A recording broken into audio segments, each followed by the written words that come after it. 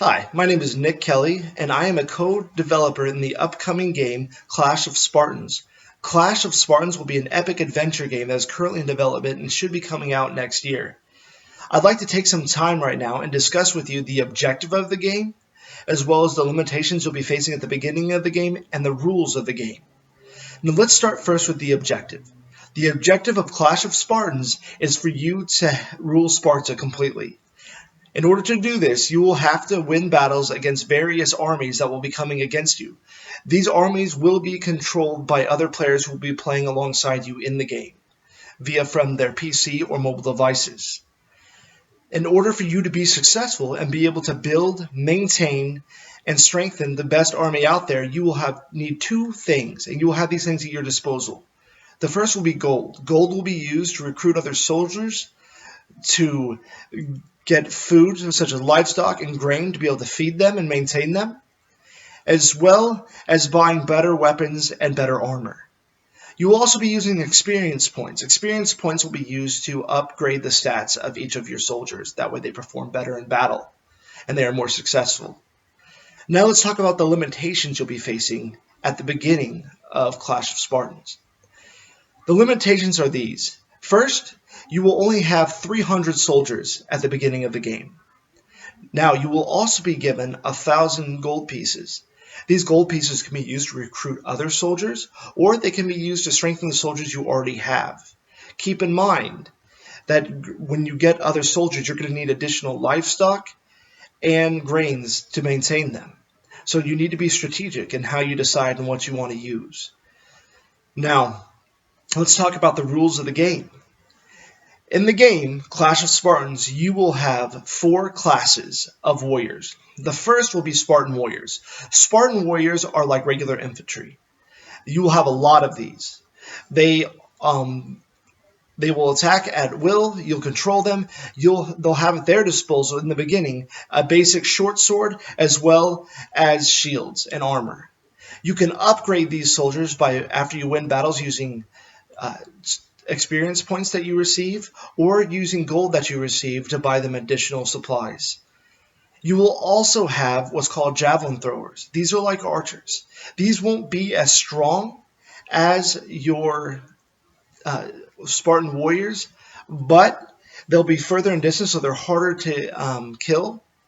They will start out with a basic spear and shield. You can upgrade their spears, though, throughout the game by buying better spears, and when they gain more experience points, they can throw further, which will allow them to be very useful in battle. The third class will be your summoners. Your summoners at the game will use magic. They have 3 different types of magic at their disposal. They have fire magic, wind magic, and water magic. They will use these in different ways. You'll be able to buy other spells. The more experience they get, the better spells they'll be able to use.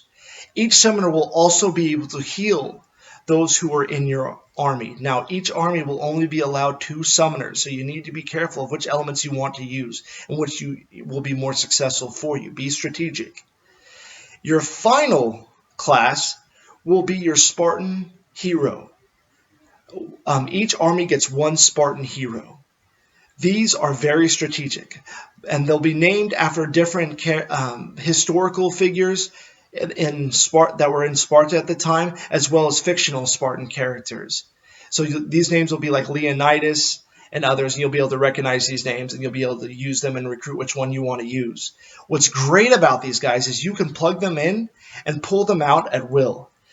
Now, keep in mind, putting them in battle with your army will strengthen them. They'll be able to fight better, and they'll be more aggressive.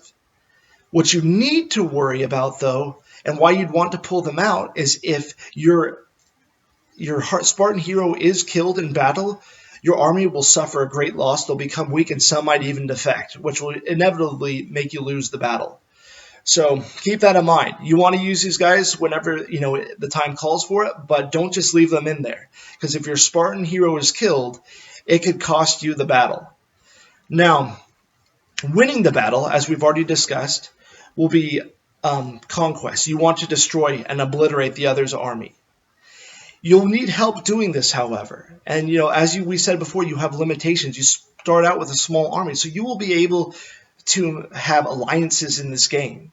You can do this through two ways. One, you have friends who already have the game and you bring them on with, and you can trade that gold for either experience points, for other warriors, for weapons, whatever you'd like to do. You can also find alliances on social networking sites. So through Facebook, through Twitter, you can invite people who you just met or people you'd like to, who you see who are also playing the game to join alliances with you. You can break these alliances whenever you'd like to, but keep in mind, there'll be a tally of how many alliances you have broken. So people are going to be able to see that. And there'll come a time if you just, trade with someone and turn around and stab them in the back, others won't want to trade with you. So keep alliances and break them, but be strategic about it. So these are the basic rules, regulations, and objective of the game. It's going to be an awesome game. We look forward to getting it out to you. Thank you very much for your time.